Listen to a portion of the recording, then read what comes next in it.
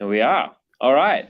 Welcome, everyone. Glad to have you join us on this wonderful day. We're here to talk a little bit about some of the trends that Brett and I think we will see more of next year. So we've got a few things to go through. So first and foremost, let's do some introductions. Brett, I'll let you introduce yourself first. Thank you, Kevin. I am Brett Johnson, Chief Criminal Officer of Arcos Labs, former bad guy turned good guy. Kevin. Thank you, Brett. So I'm Kevin Gosschalk, the CEO and founder of Arcos. And a little bit about Arcos. So we're in the business of stopping bad people making money. So really the key philosophy of the Arcos technology and the work we do for our customers is around making the cost for the adversaries higher than their profit margins, which obviously lead to them going elsewhere. So as part of that, we work with a lot of the largest consumer companies in the world. We're very fortunate to get the opportunity to kind of see the going-ons from an attacker standpoint as well. Brett obviously brings a wealth of expertise in us understanding what's going on underground as well. And we kind of put all that information together to figure out, where are the attacks going? How are the attackers innovating? How should we build new products? How should we mitigate that? So we thought it might be appropriate to kind of talk a little bit through what we're seeing and what we think are going to be some of the growing trends for next year. So that's a little bit about the introduction. So let's just dive in. We don't have too long today. Okay. One of the big ones, Brett, we saw in the last, I don't know, it feels like it's pretty recently, the last couple of months, and certainly growing, is around reverse proxy phishing attacks. Do you want to talk a little bit about kind of how high level that works and how the attackers make money and things from that? Sure, Kevin. So, one of the interesting things that we're seeing post-pandemic is almost a mass awareness of cyber criminal vendors, those marketplaces, developing tools and services that deliver sophisticated goods to unsophisticated attackers, those 99% of cyber criminals that are out there. And top of the list right now are these reverse proxy attacks. So think of it as it is a phishing scheme. It actually proxies everything from the actual website, sits in the middle of that login with the customer. So the customer goes to log into the website. What happens is evil proxy captures the cookie from that specific session. So if the customer has, say, multi-factor authentication deployed, it captures the token. The attacker doesn't need to know the credentials, doesn't need to bypass multi-factor or anything else because they're actually stealing the token from that session. They come in, take over the account, do whatever they want to do. It's an extremely sophisticated attack that is extremely difficult to see what's going on if you're the defender on that side. And the problem with that is that evil proxy, the way it's built out, it's got a high-level customer service. It's extremely easy to use. It costs anywhere from $150 to $400 on a monthly basis, and it works. I mean, it works really well from the attacker point of view. Not so great from the defender side. We, as you know, Kevin, with Arcos, we're extremely fortunate that our product is able to defeat these types of attacks. The way that evil proxy has to work means that Arcos is in a very good position to defend against those types of attacks as well.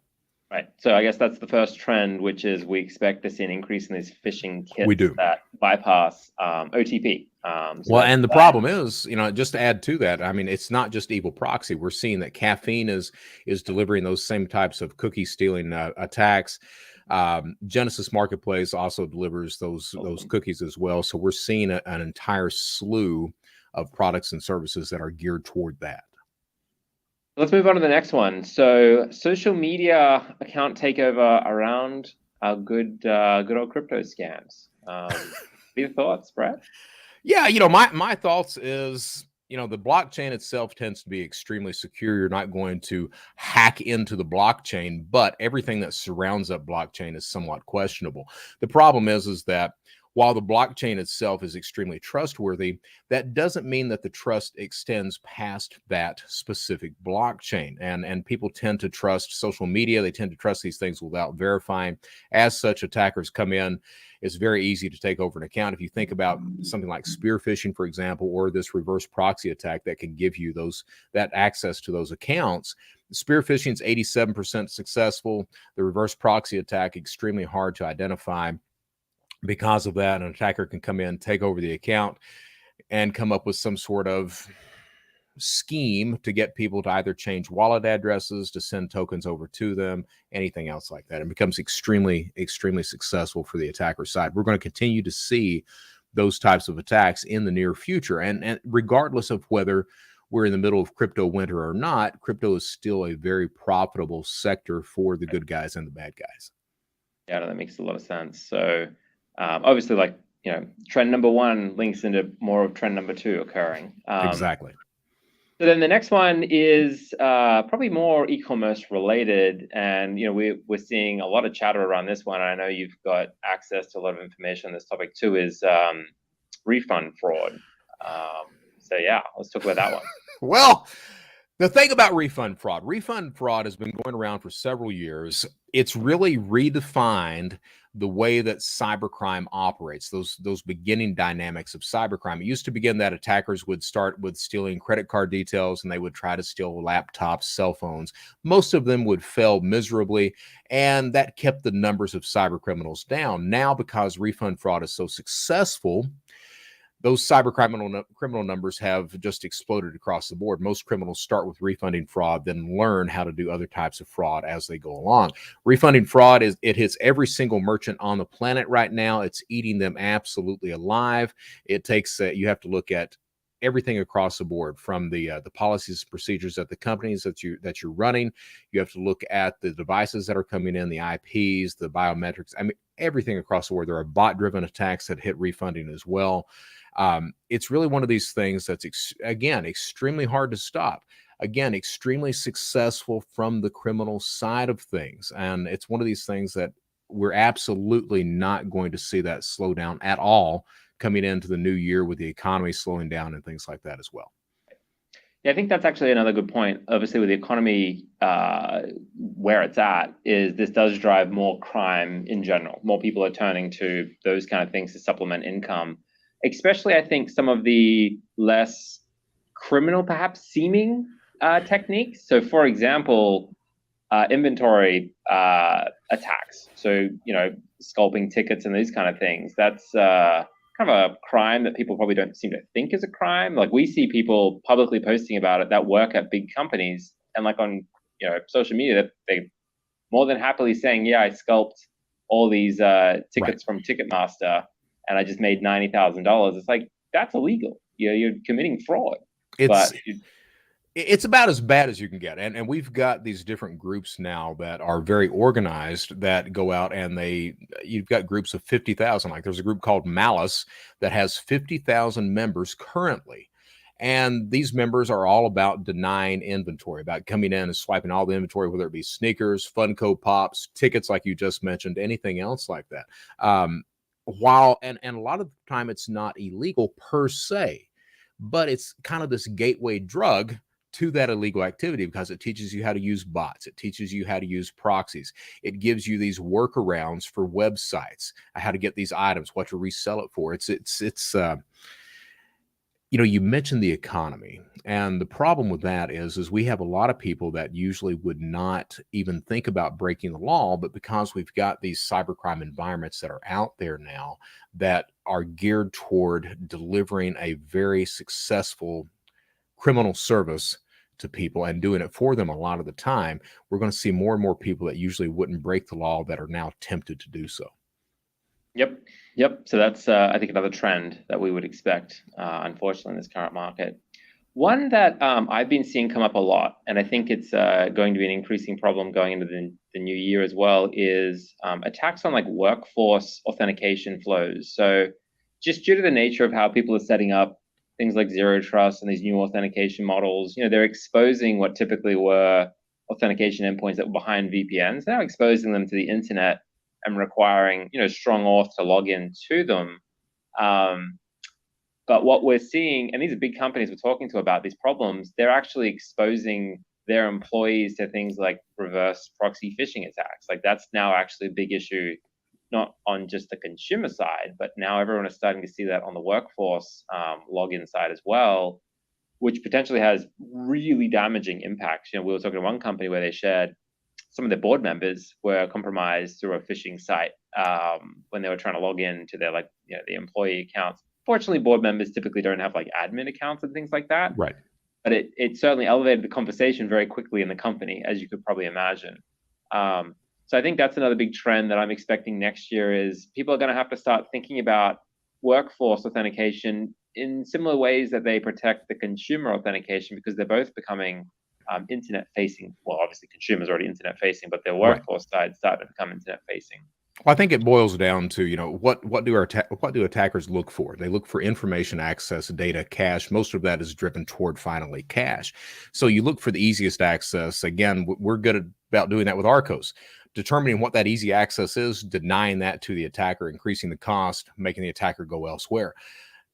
At that workforce type of attack, you're looking at, is it easier to gain access than it is the consumer side? And a lot of the time it absolutely is, because those companies are simply facing that consumer side. We need to make sure the consumers are protected, and a lot of the times they're not really as focused on the workforce side, and that means an easy access for criminals to get that information, access, data, or cash finally.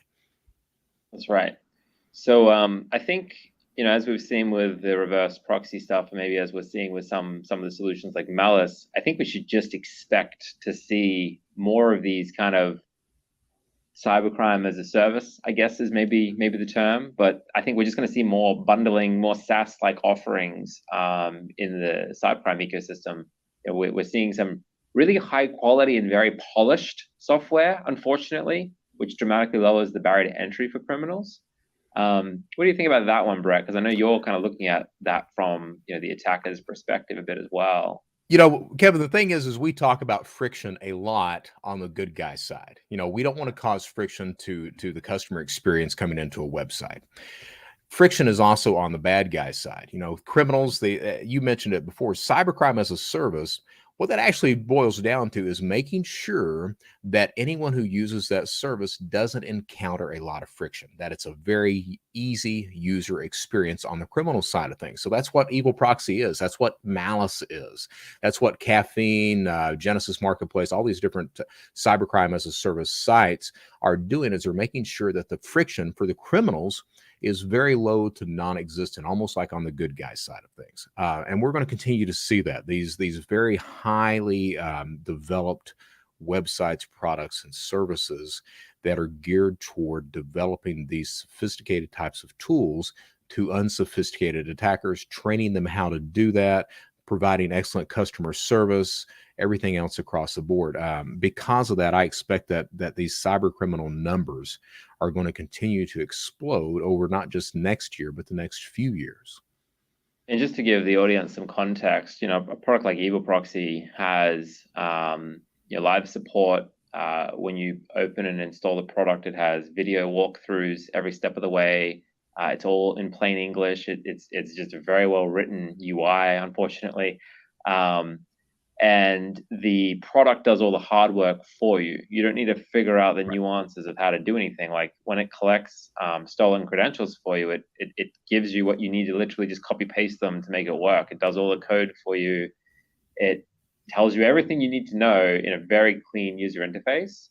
And that's what we're seeing with these other tools. You can imagine having to write a bot that like sculpts a shoe inventory website to kind of buy that inventory. If you're writing that from scratch, you got to contend with what are the APIs you got to connect to. You got to contend with the user interface challenges. You got to make the bot understand I request this URL and I do this next step.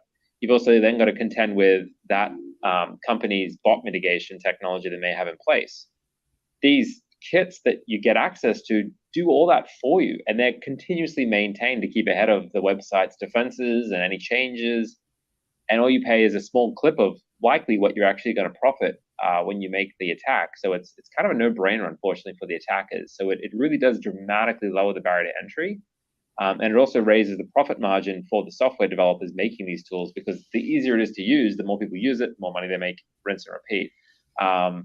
So it's quite a troubling trend to see, I think, what are very talented people going and building this software for the intent of cybercrime, even if they're not the ones attacking the website directly. They're obviously providing the tools to do so, and also giving guidance on how do they sell that inventory after the fact as well. Right.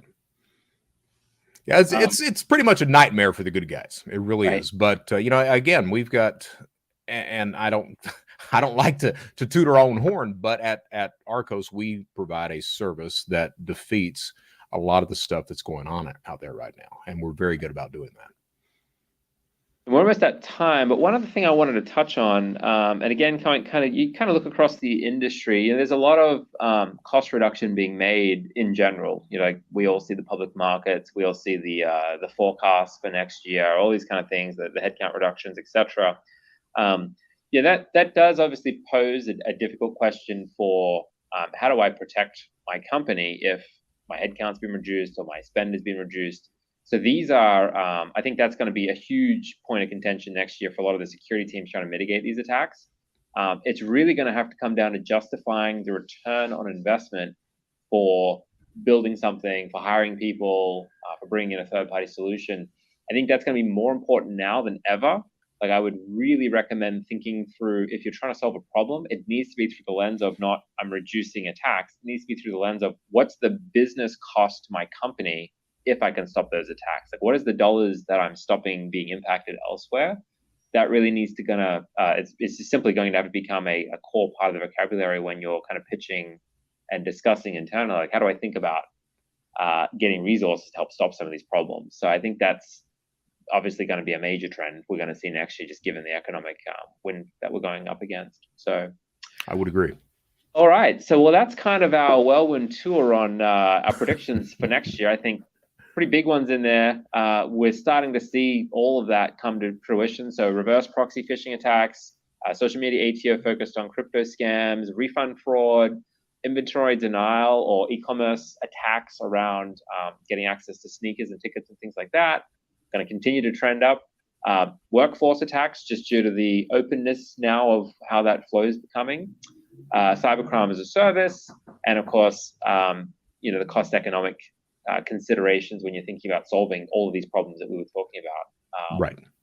So we're doing a bigger deep dive webinar Thursday, December 15th. So join us for that. We'll go through and we'll actually show these tools and techniques in action, most likely as part of that session as well. And any last words for you, Brett? What I would say is have a happy holiday. Yes. Trust but verify. Stay safe, stay secure, and stay vigilant out there. Remember that predators are not just in our physical world, that they're also online. Realize that. Increase your situational awareness, especially during this holiday season. Excellent. All right. Well, thanks everyone for joining on.